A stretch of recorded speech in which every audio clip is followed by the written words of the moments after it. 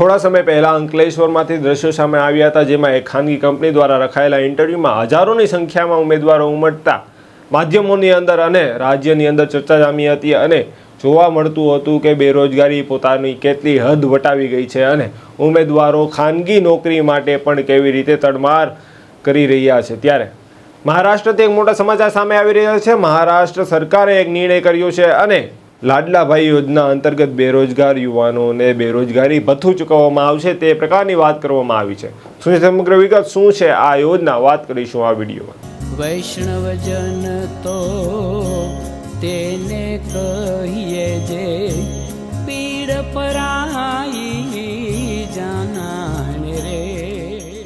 નમસ્કાર, નવજીવન ન્યૂઝમાં આપનું સ્વાગત છે। હું છું આપની સાથે ભાર્ગવ મુકવાણા। જેવી રીતે આપણે અગાઉ વાત કરી કે રાજ્યમાંથી અવારનવાર એવા સમાચારો સામે આવતા હોય છે, જેવા દ્રશ્યો સામે આવતા હોય છે, જેની અંદર આપણાને ક્યાંક ને ક્યાંક એ ખ્યાલ સ્પષ્ટ થાય છે કે રાજ્યની અંદર ગરીબી કેટલી વધી ગઈ છે, રાજ્યની અંદર બેરોજગારી કેટલી વધી ગઈ છે। રાજ્ય સરકાર અવારનવાર વાતો કરે છે કે અમે એટલા રોજગારની તક આપી છે, અમે એટલા લોકોને ગરીબી સીમા રેખાથી ઉપર લઈને આવ્યા છીએ, પરંતુ જ્યારે આવા દ્રશ્યો સામે આવે છે ત્યારે તેમની ખોખલી વાતો ઉપરથી પડદો ઉતરી જતો હોય છે। ત્યારે મહારાષ્ટ્રમાંથી એક મોટા સમાચાર સામે આવી રહ્યા છે। મહારાષ્ટ્ર સરકારે એક નિર્ણય કર્યો છે અને ત્યારે મહારાષ્ટ્રના મુખ્યમંત્રી એકનાથ શિંદે દ્વારા વાત કરવામાં આવી છે કે રાજ્યની અંદર લાડલાભાઈ યોજના એ અમલમાં આવશે અને બેરોજગાર યુવાનોને બેરોજગારી ભથ્થું ચૂકવવામાં આવશે, જેની અંદર વાત કરવામાં આવી છે કે 12 પાસ યુવાનોને 6000, ડિપ્લોમા કરેલા યુવાનોને 8000 તથા ગ્રેજ્યુએશન પૂર્ણ કરેલા યુવાનોને એટલે કે ગ્રેજ્યુએશન પૂર્ણ કરી અને બેરોજગાર યુવાનોને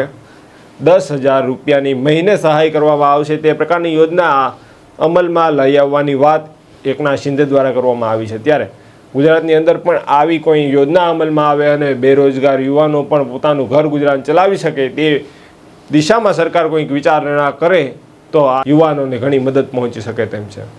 હાલ સુધી સમાચારોમાં બસ આટલું। જો આપને આવા સમાચારો અને અહેવાલો પસંદ આવતા હોય તો નવજીવન ન્યૂઝની આ ચેનલને લાઈક, સબસ્ક્રાઇબ અને શેર કરવાનું ભૂલશો નહીં। નમસ્કાર।